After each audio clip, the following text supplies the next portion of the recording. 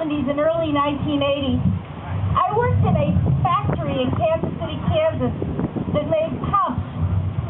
Until the early 70s, the workforce in that factory was segregated. The blacks worked in the foundry and the whites worked in the machine shop. There were a handful of women by the time I got there. Sex discrimination was rampant, and so was sexual harassment. One time I bid on a job on a machine that I was totally qualified for, and they gave the job to a guy who had less seniority than me. Why? Because I was a woman. They invented a strength test for me. They invented a competency test for me that nobody else had to take. Finally, because my union stood by me, I won that job. Yeah! Management in the place was entirely white and male. The system of race and gender segregation gave privileges to the white workers. There's no denying it. They got better jobs, they got safer jobs, they got promotions, and they got more respect. The union, too, was led by white men. There were no blacks or women officers, although there were some stewards. And union meetings were raucous affairs, where the black workers from the foundry sat in the back and asked angry questions. And then the federal government came around, and they did interviews with all of us. And they made the company change its hiring practices, which was a victory. But you know what the company did? For the next few months, they hired only black women. And they would line them up and parade them through the factory so that all of the white guys would get pissed off and say, see, they're favoring blacks.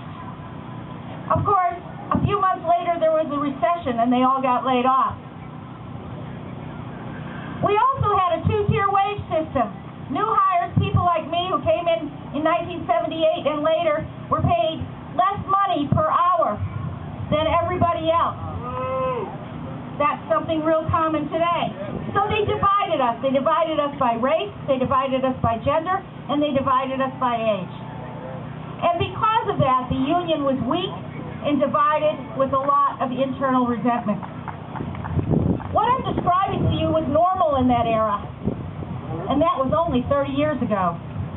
I'm that old.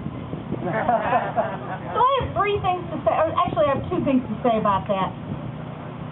I teach labor history at UMKC. And without a doubt, I can say that the reason American workers have no universal health care, have weaker unions and labor laws, work longer hours than anywhere else in the developed world, is because we have great difficulty unifying ourselves, and we have throughout our history. Race, and to a lesser extent gender and ethnic divisions, are the Achilles heel of the American labor movement. The instances of racial division in strikes and other conflicts with employers far outnumber the few golden times when we all unified. But when we did, we usually won. Woo!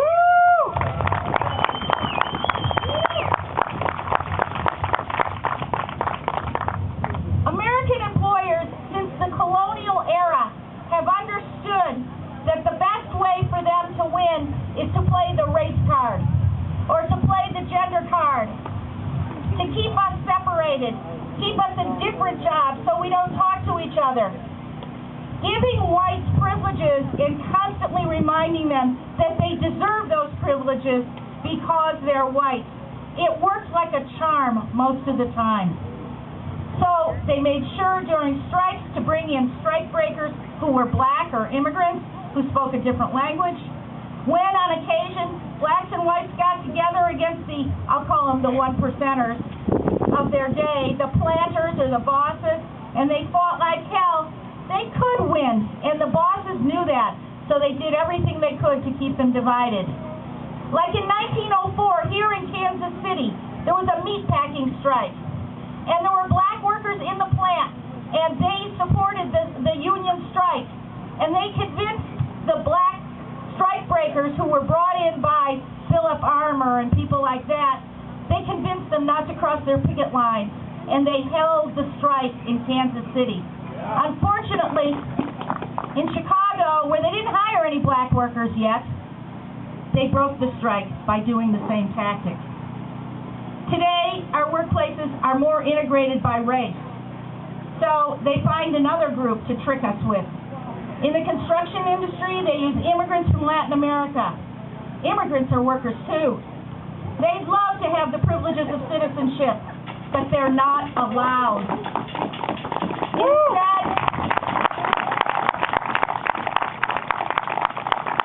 Instead, we get trade agreements like the North American Free Trade Agreement that drive people out of Mexico. They drive people out of Mexico to the U.S., but we refuse to make it possible for them to immigrate legally, thus creating a subclass of workers with no rights who can be used to undercut wages and working conditions. This practice has been repeated with the Irish, the Bohemians, the Germans, the Italians, the Chinese, and many other groups from other countries, and more recently with the Vietnamese and the Mexicans. And too many people fall for it every time they do it to us. They blame the people with less privilege and fewer rights instead of seeing through this cynical corporate game. The other point I want to make is that many people have said that the Occupy movement, whether it's New York or Los Angeles or here in Kansas City, is too white and too male and too middle class. That's who started the movement, because for the first time since the 30-year attack on working people, large numbers of middle-class white youth are getting clobbered, and they're fighting back. That's good. They're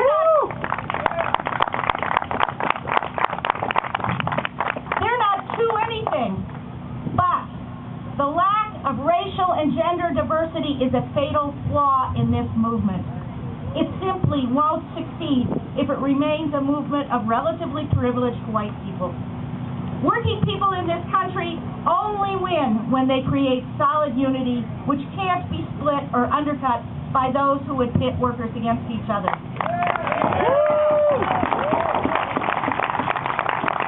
Tell me, what has all of the immigrant bashing of the last decade won? We've diverted billions of dollars into building a useless wall on the border and militarizing it. We elect the most demagogic, racist politicians to office who also oppose increases to the minimum wage and weaken our labor laws. We vindictively deny young people an education and create family separation.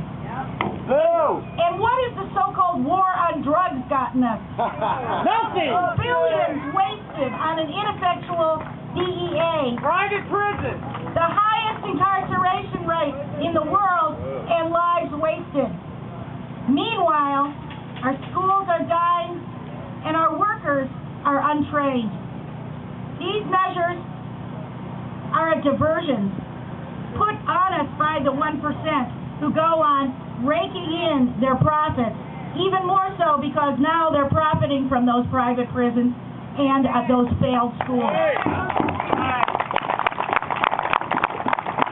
We need each other to take on and solve the problems that plague our society.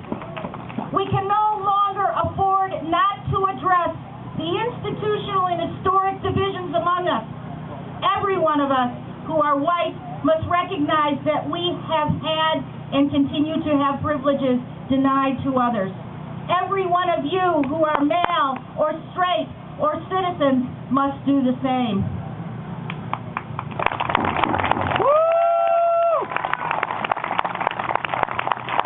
This year's upsurge, which began in Wisconsin in winter and continued with the Arab Spring and the European uprisings in Greece and Spain this summer, and now with the occupations everywhere in the fall, are a great opportunity that rarely occurs.